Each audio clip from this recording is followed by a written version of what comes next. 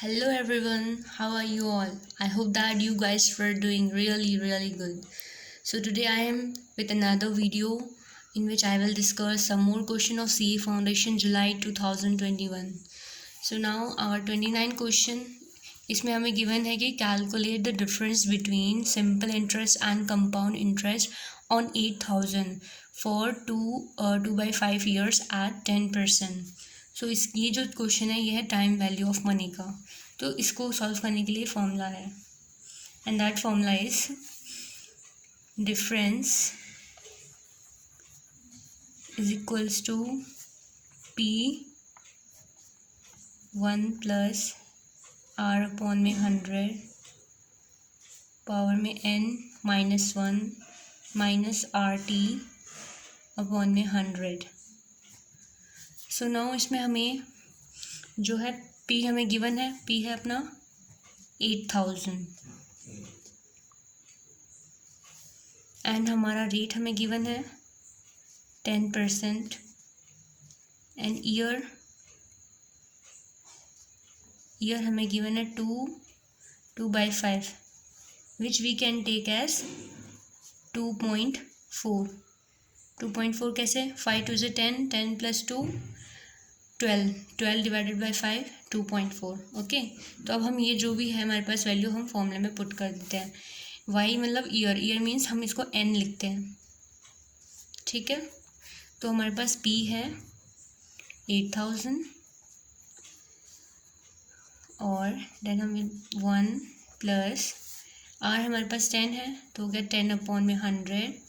N हमारे पास है 2.4 minus 1 minus फिर से R अपॉन में हमारे पास है 10, सो 10 अपॉन में 100 और हमारे पास टाइम है, हम इसको n इस ईयर को हम n भी लिख सकते हैं, t भी लिख सकते हैं। तो हमारे पास t कितना है 2.4 ठीक है ना। टाइम को हम n भी लिख सकते हैं, t भी लिख सकते हैं। सो अब इसको सिंप्लीफाई करेंगे तो आएगा 8,000, इसको पूरी को सॉल्व करके आएगा 1.25705। ये कैसे आया मैं भी कैलकुलेटर पे करके बताऊंगी। -1 माइनस इसको पूरे कैलकुलेट करके आया 0.24, ठीक है। इसको पूरा सिंप्लीफाई करेंगे तो हमारा आंसर आएगा 136.4। सो नाउ ये वाला कैसे आया? 2.4 पावर को हम कैसे सॉल्व करते हैं? जैसे 1 + 10/100 किया तो हमारा आ गया 1.1 की पावर 2.4 दिया था, हम 2.4 को 25 अपॉन में 10 लिख सकते हैं। तो ये हो गया अपना 2 5 से 10 और ये हो गया 12, तो अपना आ गया 12 अपॉन में 5। अब हम इसको अलग ऐसे लिख सकते हैं 1.1 की पावर 12 एंड देन 1 अपॉन में 5, क्योंकि हम 12 अपॉन में 5 तो सॉल्व नहीं कर सकते, हम इसको ऐसे सॉल्व करेंगे। अब हम कैलकुलेटर पे सॉल्व करते हैं ऐसे। सो नाउ अब हम 1.1 की पावर 12 की होल पावर 1/5 कैलकुलेटर पे कैलकुलेट करेंगे। ओके, इसको पहले हम करेंगे 1.1 की पावर 12 करने के लिए पहले हम इंटू को एक बार दबाएंगे 1, फिर इक्वल टू को 11 टाइम 1 2 3 4 5 6 7 8 9 10 11। ओके, अब हम इसकी होल पावर 1/5 को सॉल्व करने के लिए इसको हम जो है √12 टाइम करेंगे 1 2 3 4 5 6 7 8 9 10 11 12। फिर हम करेंगे -1, फिर हम करेंगे इंटू 1 डिवाइडेड बाय 5 है ना, तो हम डिवाइडेड बाय 5 ले लेंगे +1। जो हम -1 + 1 कर रहे हैं ये ट्रिक है इसका, ठीक है। अब हम इंटू इक्वल टू को 12 टाइम प्रेस करेंगे 1 2 3 4 5 6 7 8 9 10 11 12। तो आ गया अपना आंसर 1.25 1.25705। ओके, और मैं एक और वीडियो बनाऊंगी कैलकुलेटर ट्रिक का, उसमें आपको और अच्छे से समझ आ जाएगा। सो the answer for this question will B 136.4. ठीक है, ये कैलकुलेटर ट्रिक समझ आ गया, ये इसके लिए था सारा. तो final answer will be 136.4. So now question 30.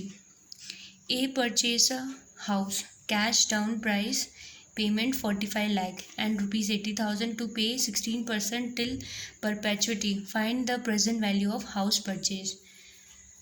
तो ये भी टाइम वैल्यू ऑफ मनी का ही क्वेश्चन है. इसमें हमारे पास एक फॉर्मूला है R अपॉन में I. तो यहाँ पे हमारे पास R क्या है, 80,000 है, और हमारे पास I कितना है, 16%. तो 16 डिवाइड बाय 100 करेंगे तो कितना आ जाएगा, 0.16. और इसको कैलकुलेट करेंगे तो हमारा आंसर क्या आ जाएगा, 50 lakh. So the answer for this question will B 50 lakh. Okay. So now question 31. इसमें क्या बोला है, find the probable value of mean deviation, जिसमें हमें Q3 गिवन है 45 एंड Q1 गिवन है 20. ठीक है, तो हमें पता है कि क्वार्टाइल डिवीजन हम कैसे फाइंड करते हैं, उसके लिए फॉर्मूला होता है, क्या होता है, QD is equals to Q3 minus Q1. Okay, upon में 2.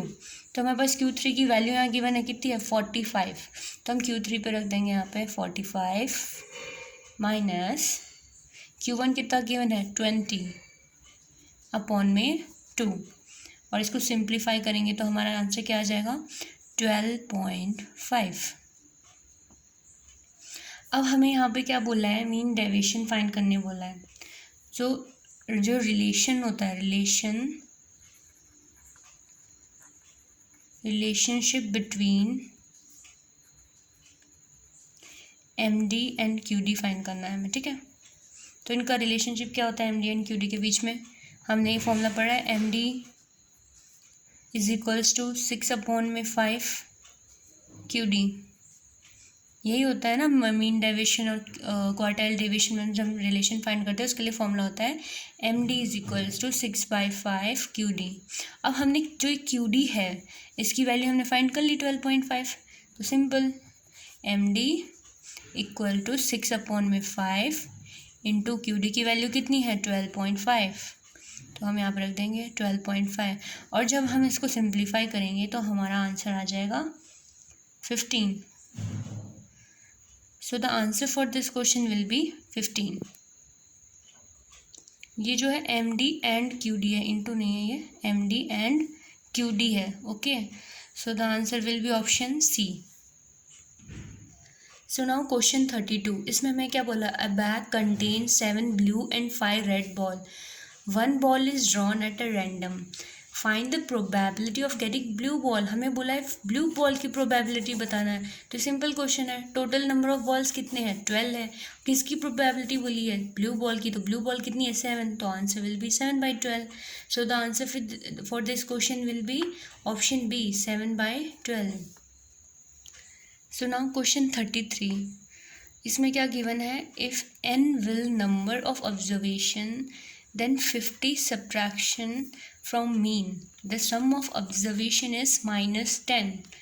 If 46 is subtracted from mean, then sum of observation is 70. Then what will be original mean. हमें original mean find out करना है. तो हम इस क्वेश्चन में पहले इक्वेशन बनाएंगे, क्वेश्चन में जो इन्फॉर्मेशन गिवन है उसके अकॉर्डिंग. सबसे पहले हमें क्या गिवन है, if n will be a number of observation then 50 subtraction from mean.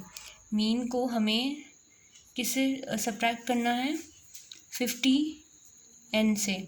यहाँ पे भी n होगा क्योंकि n will be number of observation. तो नंबर ऑफ ऑब्जर्वेशन और मीन माइनस 50n हो गया.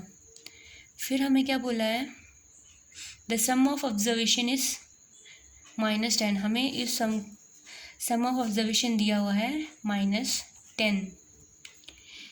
If 46 is subtracted from mean, 46 को हमने मीन से सब्ट्रैक्ट कर दिया. ठीक है, subtracted from mean, then sum of observation is 40. तो टोटल ऑब्जर्वेशन का सम कितना होगा, 70. ये बोला है, sum of observation will be 70 बोला है हमें. Okay, then what will be original mean, original mean find out करना है। तो सिंपल है, हमें दिख रहा है यहाँ पे ये हो गया माइनस, ये हो गया प्लस, ये हो गया माइनस, ये दोनों कैंसिल हो गए। तो यहाँ पे क्या बचा हमारा -4n इज इक्वल्स टू -80 बचा। नेगेटिव से नेगेटिव कैंसिल, तो n की वैल्यू अपनी कितनी आ जाएगी 20। ओके, अब इस n को हम किसी भी एक इक्वेशन में पुट करके देख सकते हैं। फर्स्ट में पुटअप करके देखते हैं। n की वैल्यू है हमारे पास 20, इस n की जगह पे हमने 20 पुट कर लिया। Mean -50 into 20 is equals to -10। तो ये हो गया 20 mean -1000 is equals to -10। So 20 mean, इस माइनस को इधर ले जाएंगे, -1000 को, तो इधर अपना बच जाएगा 990। सो तो मीन का आंसर क्या आएगा 990 अपॉन में 20। तो हमारा इसको सिंप्लीफाई करने से आंसर आएगा 49.5। So the answer for this question will be 49.5। So option C is correct. Now question number 34, इसमें हमें क्या फाइंड आउट करना है। इसमें बोला है कि find the coefficient of variation for 5, 1, 8, 7, 2। Okay, तो हमें कोफिशिएंट ऑफ वेरिएशन का फॉर्मूला क्या होता है। कोफिशिएंट ऑफ वेरिएशन, इसका फॉर्मूला होता है स्टैंडर्ड डेविएशन अपॉन में मीन इंटू 100। ओके, अब इस क्वेश्चन में ना ही हमारे पास मीन गिवन है, ना ही स्टैंडर्ड डेविएशन गिवन है। तो सबसे पहले हम इसमें मीन फाइंड आउट कर लेते हैं। Okay, so mean is equals to, तो मीन कैसे फाइंड करेंगे, 5 + 1 + 8 + 7 + 2 अपॉन में कितने हैं ये total 1 2 3 4 5। Okay, so our mean is 4.6। Okay, तो अब इसमें देखो हमारा मीन तो आ गया 4.6 इंटू 100। अब हमें इसका स्टैंडर्ड डेविएशन फाइंड आउट करना है। ठीक है, तो स्टैंडर्ड डेविएशन फाइंड आउट करने के लिए हमारे पास एक फॉर्मूला होता है, standard deviation is equals to √f(x minus mean का होल स्क्वायर अपॉन में n। तो अब हम ये फाइंड आउट करेंगे। तो इसके लिए पहले हम टेबल बना लेते हैं। हमें x कितना गिवन है, 5, 1, 8, 7, 2। ओके, तो अब हम x माइनस मीन कर लेंगे। x माइनस मीन, x तो हमारे पास 5 है, मीन हमारा 4.6 है। तो हम क्या करेंगे, 5 माइनस 4.6 इज इक्वल्स टू कितना आ जाएगा 0.4। फिर से 1 माइनस 4.6, तो क्या आएगा -3.6। फिर हम करेंगे 8 माइनस 4.6 इज इक्वल्स टू कितना आएगा इसका 3.4। फिर 7 माइनस 4.6, इसको सिंप्लीफाई करेंगे तो 2.4 आएगा। फिर हम करेंगे 2 माइनस 4.6, तो आएगा -2.6। तो हमने ये वाला पार्ट निकाल लिया, x माइनस मीन। अब होल स्क्वायर दिए रखा है, ठीक है, होल स्क्वायर दे रखा है, तो हम निकालेंगे f(x माइनस मीन का होल स्क्वायर। ठीक है, होल स्क्वायर मतलब इसका 0.4 का होल स्क्वायर, इसका होल स्क्वायर, इसका होल स्क्वायर, इसका होल स्क्वायर, इसका होल स्क्वायर करना है। तो 0.4 का होल स्क्वायर कितना होता है 0.16, इसका 12.96, इसका 11.56 और 2.4 का 5.76 और -2.6 का 6.76। नेगेटिव हट जाता है ना जब हम किसी चीज़ का स्क्वायर करते हैं। तो अब इसका टोटल कितना आ रहा है 37.2। तो ये हमने वैल्यू फाइंड कर ली, तो हम फॉर्मूले में पुटअप कर देते हैं।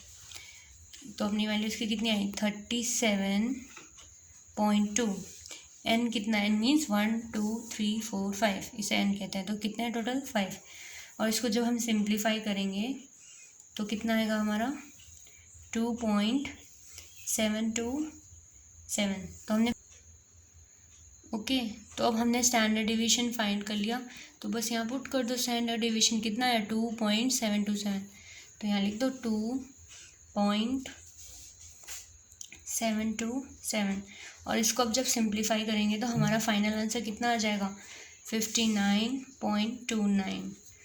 तो so final answer for this question will B 59.29। Okay एक बार फिर से देख लेते हैं इसमें क्या है। सिंपली बस बोला है हमें कोफिशिएंट ऑफ वेरिएंस फाइंड करना है, वेरिएशन फाइंड करना है। तो उसके लिए हमारे पास फॉर्मूला है स्टैंडर्ड डेविएशन अपॉन में मीन इंटू 100। तो हमारे पास कुछ भी गिवन नहीं है, हमें सब कुछ फाइंड करना है। तो मीन कैसे फाइंड करेंगे, जितना हमें दिया हुआ है उसको नंबर ऑफ ऑब्जर्वेशन से डिवाइड कर देना है। तो हमारा मीन आ जाएगा 4.6।